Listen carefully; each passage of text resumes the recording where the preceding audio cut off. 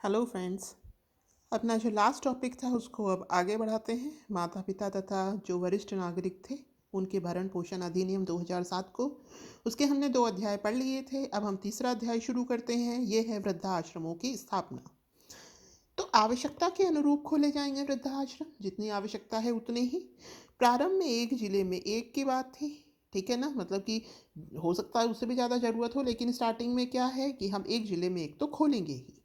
और जिसमें न्यूनतम कितनी सीट्स होंगी? वरिष्ठ नागरिकों के आवास की सुविधा दी जाएंगी 150, 150, कम से कम 150 जो वरिष्ठ नागरिक हैं उनके आवास की जो बेसिक नीड है वो फुलफिल हो, उनकी व्यवस्था हो।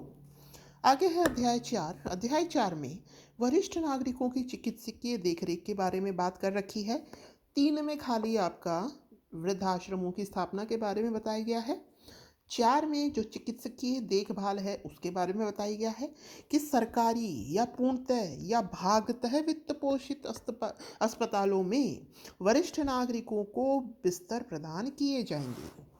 मतलब सीट सारी रिजर्व नहीं होंगी, सारे बेड रिजर्व नहीं होंगे, वरिष्ठ नागरिकों के लिए रिजर्व रखे जाएंगे, ठीक है ना। मतलब सारे नहीं भरे रहेंगे।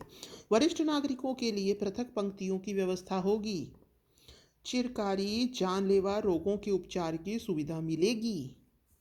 जरा चिकित्सा के रोगियों को सुविधाएं निःशुल्क मिलेगी। जरा चिकित्सा मतलब एज की जो बीमारियां होती हैं, ओल्ड एज की जो बीमारियां होती हैं, उसके लिए उनको जो सुविधाएं हैं वो कैसी मिलेगी? निःशुल्क, ठीक। तो ये सारा चिकित्सा का क्या किया? बेड इनके रिजर्व होने चाहिए। जो जो मतलब जरा चिकित्सा है वो निःशुल्क होनी चाहिए। जो चिरकालीन लंबी लंबी जो बीमारियां हैं उनका उपचार फ्री हो।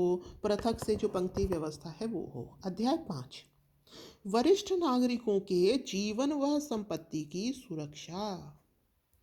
वरिष्ठ नागरिकों के कल्याण के लिए प्रचार, जागरूकता आदि उपाय किए जाएं। अब हमें जीवन और संपत्ति की सुरक्षा की बात करनी है।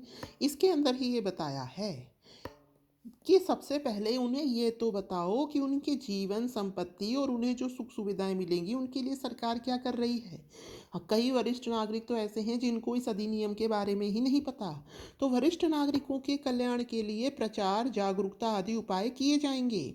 इस अधिनियम के उपबंधों का टीवी, रेडियो, मुद्रण सामग्री द्वारा व्यापक प्रचार प्रसार किया जाए। केंद्र व राज्य स्तर के अधिकारियों को जागरूक होने का प्रशिक्षण दिया जाए। वरिष्ठ व्यक्तियों हेतु चलाई जा रही जो विभिन्न सरकारी योजनाएं हैं उनसे उन्हें अवगत कराया जाए, तभी तो वो उसका लाभ ले पाएंगे। राज्य सरकार जिला मजिस्ट्रेट को ऐसी शक्तियां प्रदान करेंगी जिससे कि इस अधिनियम के अधीन उपबंधों को लागू किया जा सके। मतलब जो पावर है वो किसे दी जाएगी? जिला मजिस्ट्रेट को, जिससे कि वो जो ये जो अपना अधिनियम है इसके अंतर्गत जो उपबंध है उनको लागू करवा सके। इस अधिनियम से प्रारंभ के पश्चात यदि कोई संपत्ति का अंतरण इस शर्त के अधीन हुआ है कि अंतरित अंतरक को सुख सुविधाएं तथा भौतिक आवश्यकताएं प्रदान करेगा, परंतु यदि वह इस हेतु इनकार करता है तो यह अंतरण कपट माना जाएगा तथा इसका प्रभाव शून्य होगा। मतलब कि किसी इंसान ने, किसी भी वरिष्ठ वृद्धजन ने क्या किया? अपने किसी नातेदार को अपनी प्रॉपर्टी दे दी कि चल भाई ठीक है, मेरे बालक नहीं है, लो मैं तुझे दे रहा हूँ, लेकिन उसके बदले में तू हमारा ध्यान रखना बुढ़ापे में, ठीक है। अब उसने ले ली। अच्छा, फिर क्या हुआ? फिर बाद में उसने वो जो अपनी बात कही थी उसको पूरा नहीं किया। तो वो जो अंतरण हुआ था, वो जो प्रॉपर्टी ट्रांसफ़र किया जा रहा था या हुआ था, उसको हम क्या मान लेंगे? शून्य। क्योंकि वो किस श्रेणी में आ जाएगा? कपट की श्रेणी में, ठीक। तो ये उनकी संपत्ति की सुरक्षा हो गई।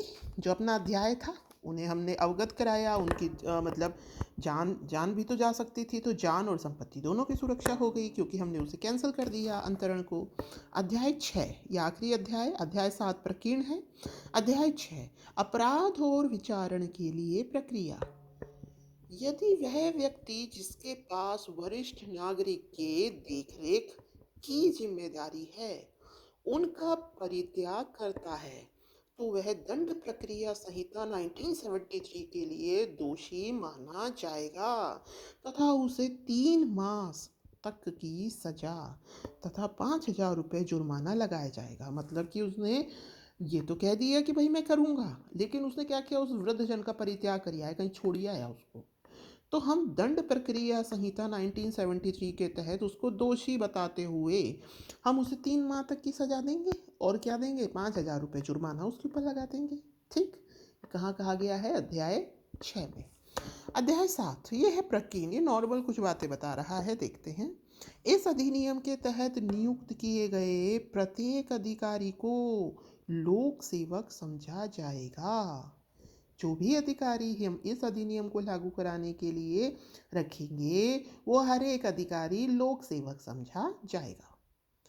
इस अधिनियम के उपबंधों को प्रभावी करने में कठिनाई होने पर राज्य सरकार राजपत्र में आदेश पारित कर निवारण कर सकेगी। मान लीजिए कि इसमें कुछ शर्तें लिखी गई हैं, इनको लागू कराना है, लेकिन उनको लागू करने में कठिनाई हो रही है, तो राज्य सरकार क्या करेगी, उस अधिनियम के जो वो उपबंध है उसमें कुछ करेक्शन कर देगी, जिससे कि उन्हें लागू करने में कोई कठिनाई ना हो।